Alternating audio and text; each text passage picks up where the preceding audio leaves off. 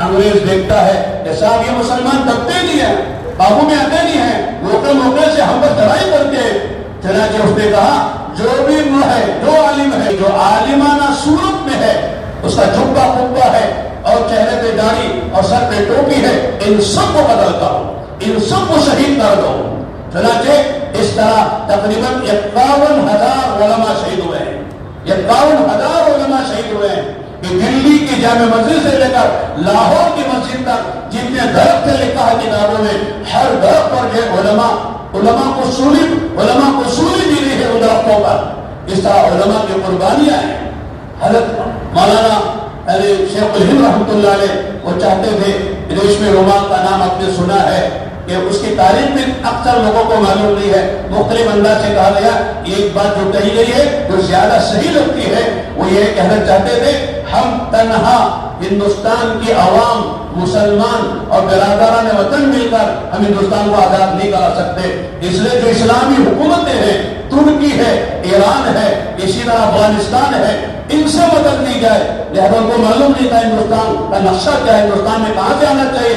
انہوں نے ایک ریشمی رومال میں ہندوستان کا نقشہ بنایا، وہ ریشمی رومال روانہ کیا، لیکن وہی جاسوسوں کا مسئلہ تھا، تو ان کی وجہ سے یہ ریشمی رومال پکڑا گیا، انگریزوں کو پتا چل گیا۔ حضرت افغانستان جانے کے ارادے سے آپ حجاز گئے تھے، حج کر کے وہاں سے جائیں گے، لیکن اس وقت ترکی کی حکومت تھی، حجاز مقدس میں بھی وہاں تھا جو شریف مکہ، وہ ایجنٹ تھا انگریزوں کا۔ چنانچہ اس نے گرفتار کر کے حضرت شیخ الہند مولانا محمود حسن دیوبندی رحمۃ اللہ علیہ کو انگریز کے حوالے کر دیا۔ چنانچہ وہاں سے لے کر کے مصر لے کر گئے، مصر میں چند دن کے لیے رکھا، اس کے بعد مالٹا کی جیل لے گئے۔ ہم لوگ کئی سال پہلے گئے تھے، یہ یورپ کے کئی ملکوں میں، جرمنی ہے، اٹلی ہے، ترکی ہے، فرانس ہے، پرتگال ہے، تو مالٹا بھی گئے تھے۔ چنانچہ وہاں لے جا کے رکھا، 2 سال کہتے ایسے رکھا کہ بالکل اندھیری کوٹلی ہے، تھوڑی سی روشنی آتی ہے، وقت پر کچھ کھانے کو دیتے وہ کھا لیا، پھر بند کر دیا، 2 سال ایسے رکھے۔ حضرت مولانا شیخ الاسلام حسین احمد مدنی رحمۃ اللہ علیہ، حضرت کے جو جانشین، جو وہ حقیقی جانشین ہے، حضرت کو تو جیل نہیں تھی، لیکن حضرت نے کہا میرے پیر، میرے مرشد، میرے استاد جا رہے ہیں، وہ جیل میں باہر رہوں کہ میرے بس کی بات نہیں ہے، میرا ضمیر گوارا نہیں کرتا ہے، لہذا میں بھی حضرت کے ساتھ رہنا چاہتا ہوں۔ چنانچہ حضرت میں چلے گئے جیل میں، 2 سال اس طرح رہے، پھر 2 سال کے بعد ان کو وہاں سے دوسرے کمرے منتقل کیا گیا جس میں روشنی تھی، یہاں 2 سال رکھا، وہاں 1 سال 7 مہینے رکھا۔ اس میں لکھا ہے کہ جب دوسرے کمرے میں منتقل کیا گیا تو انہوں نے کالا ناگ اس کمرے میں چھوڑ دیا۔ سولی تو نہیں دے سکتے تھے، سولی دینے کا عدل نہیں تھا، لیکن سانپ کے ڈسنے سے مر جائے۔ یہی آدمی اصل ہے جو سارے ہندوستان کے لوگوں میں اور مسلمانوں میں، علماء میں آگ لگا رہا ہے ہندوستان کو آزاد کرنے کی، یہی ختم ہو جائے۔ چنانچہ حضرت تہجد کے وقت میں حضرت شیخ الاسلام حسین احمد مدنی رحمۃ اللہ علیہ نے کہا حضرت یہ ناگ، کالا ناگ بیٹھا ہوا ہے، ہم ہوتے تو کیا ہوتا۔ حضرت کا جملہ تھا ارے بھائی کیا ڈرنے کی کیا بات ہے، یہ بھی اللہ کی مخلوق ہے، ہم بھی اللہ کے مخلوق ہے، اللہ کے حکم کے بغیر کوئی کچھ نہیں کر سکتا ہے۔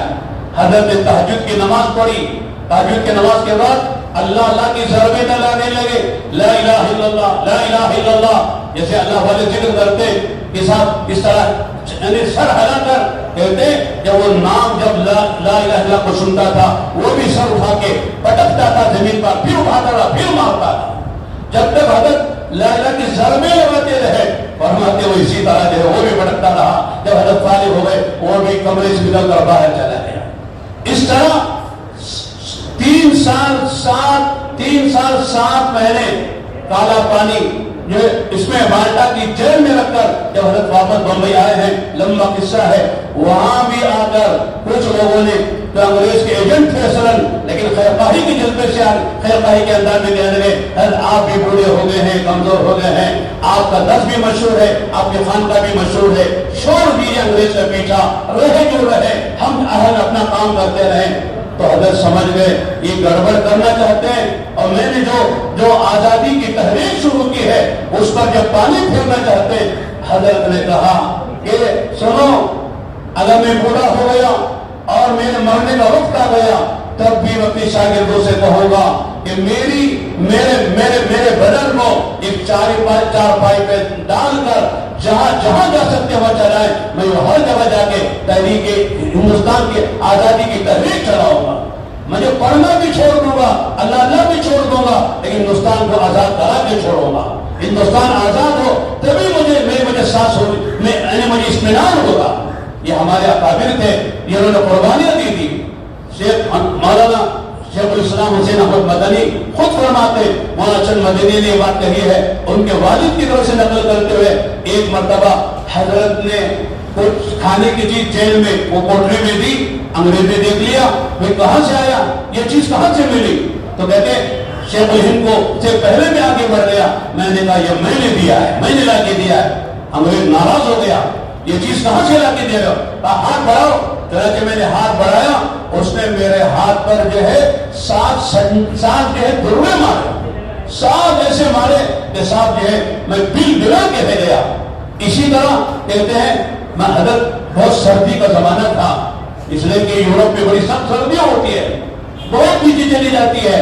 حضرت تہجد کا وہاں بھی احترام فرماتے شیخ الہند رحمۃ اللہ علیہ، تو پانی ٹھنڈا ہوتا تھا برف کی طرح۔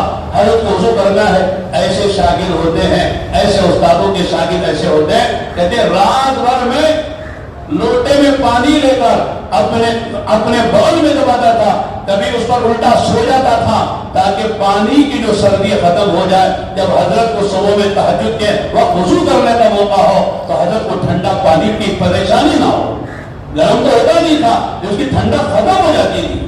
چنانچہ یہ ساری چیزیں دیکھ کر انگریز نے مجھے 3 دن کے لیے یہ کمرے میں بند کر دیا، کہتے کہ جس میں گھٹنا تلے کیچڑ تھا، آدمی نہ بیٹھ سکے نہ سو سکے، اس میں مجھے لے گئے، اور چاروں طرف سے گویا کہ لوہے کے کانٹے تھے، نہ آگے جائے نہ پیچھے جائے، نہ دائیں نہ جائے نہ بائیں جائے۔ 3 دن تک مجھے اس کوٹری میں جس میں کیچڑ تھا لے جا کے رکھ دیا۔ ایسی سزائیں ہمارے اکابر کو دی گئی ہیں۔ پھر ہمارے اکابر نے میرے دوستو ہندوستان کو آزاد کرایا۔ پھر ٹھیک ہے برادر وطن میں بعد میں شریک رہے، ان کی بھی شرکت ہے، لیکن اصل جو قربانی 1857 سے پہلے 100 سال تک دی گئی ہے وہ ہمارے اکابر کی قربانیاں۔ ایک دو بات کہہ کے بات کو ختم کرتا ہوں، بڑی لمبی داستان ہے۔ چنانچہ ہمارے ابوالکلام آزاد کو دنیا جانتی ہے، وہ بھی اس میں شریک رہے، لیکن لوگ جو ذکر کرتے ہیں وہ اس طرح ذکر کرتے ہیں کہ ہندوستان آزاد ہونے کے بعد وزیر تعلیم کے حیثیت سے سب سے پہلے وزیر تعلیم ابوالکلام آزاد تھے، لیکن انہوں نے کیا قربانیاں دی؟ وہ جیل میں کتنا رہے کون جانتا ہے اسے؟ چنانچہ ان کو جیل میں رکھا گیا تھا، ان کی بیوی بیمار تھی، بیوی نے خط لکھا میں بہت بیمار ہوں، اللہ کے لیے آپ جو ہے میرے پاس آ جائیں، دیکھنے کے لیے آ جائیں۔ تو حضرت کا خط تھا، پتہ نہیں اور کوئی ہوتا تو بھاگ جاتا۔ حضرت نے کہا اپنی بیوی سے محبت کے لہجے میں کہ تو وہاں تنہا بیمار ہے، یہاں میرے سامنے پورا ہندوستان بیمار ہے، بتاؤ تمہارا خیال کرو کہ ہندوستان کا میں خیال کروں۔ اس لیے کہ ہندوستان غلام ہونے کے معنی یہ ہے ہمارا عقیدہ غلام ہے، ہماری تہذیب غلام ہے، ہمارا تمدن غلام ہے، ہمارا فکر غلام ہے۔ لہذا ہندوستان میں مسلمانوں کو جو فکر ہوا ہے ہندوستان آزاد کرانے کی، اس کی 2 بڑی وجہ ہے۔ ایک تو ہندوستان ہمارے مسلمانوں سے لیا گیا تھا، مسلمانوں کو چھینا گیا تھا، کہ جس کے گھر کو چھینا جائے، جس کے گھر کو لوٹا جائے اسے زیادہ فکر ہوتی ہے۔ اس سے بڑھ کر چلو ملک لے لیا آپ نے، لیکن تم ہمارا ایمان بھی لینا چاہتے ہو، ہمارا عقیدہ بھی لینا چاہتے ہو، اپنی تہذیب بھی ہم کو مسلط کرنا چاہتے ہو، اور اپنی عیسائیت والا مذہب بھی مسلط کرنا چاہتے ہو، اور ہم کو غلام بنا کے رکھنا چاہتے ہو۔ مسلمان ہر چیز کو برداشت کر سکتا ہے، لیکن عقیدے پر آنچ آئے، دین پر آنچ آئے، ایمان پر آنچ آئے، مسلمان برداشت نہیں کر سکتا ہے۔ اس وجہ سے بھی مسلمانوں کو آگے بڑھنا پڑا۔ بیوی نے دوسرا خط لکھا کہ میں آخری وقت میں ہوں، ہو سکتا ہے کہ آپ آئے تو میری جان نکل جائے، اس لیے آپ اللہ کا واسطہ دے کے کہتے ہو انگریز سے چھٹی لے کر اجازت لے کر آپ آ جائیں۔ کیا بات کہی ہے، آخری وقت ہے، بیوی سے کسی محبت نہیں ہوتی ہے۔ میں تو کہتا ہوں علماء کو بیوی سے زیادہ محبت ہوتی ہے عوام کے مقابلے میں۔ لہذا انہوں نے کیا جواب دیا؟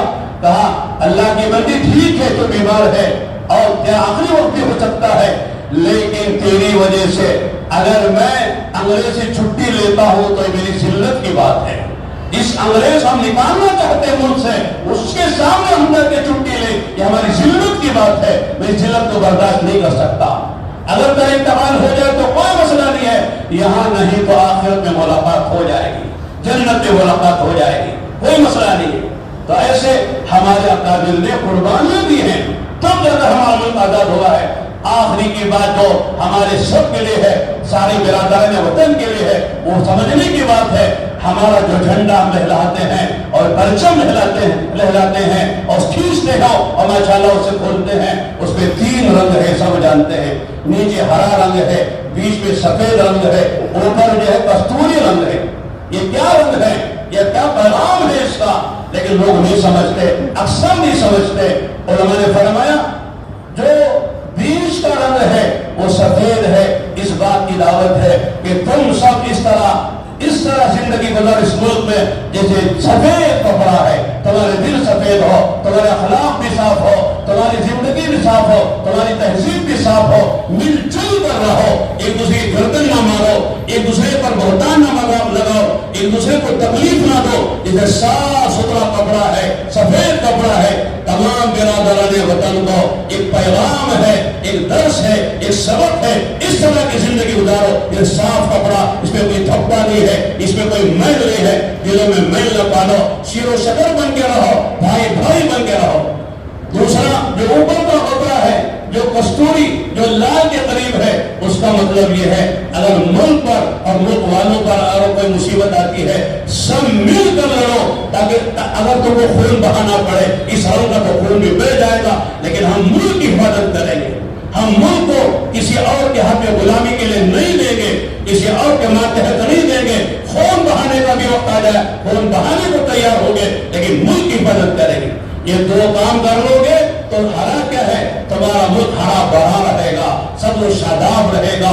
اس ملک کی ساری خیرات تم کو ملے گی. اس ملک میں رہنا تمہارے لیے وہ خوش نصیبی کا سبب بنے گا. آرام رہے گا، سہولت رہے گی، پیار رہے گا، ملک ہرا بھرا رہے گا، ہر ایک کو اس سے فائدہ ہوگا. یہ پیغام ہے جھنڈے کا. ہرا بھی رنگ ہے، سفید رنگ بھی ہے، کستوری رنگ بھی ہے. صرف ہرا جھنڈا لہرا دیتے ہیں اور کہتے کے ساتھ ہمارا ملک آزاد ہو گیا. اللہ معاف فرمائے. آج دوبارہ وہی غلامی کی طرف لوٹ کر جا رہا ہے.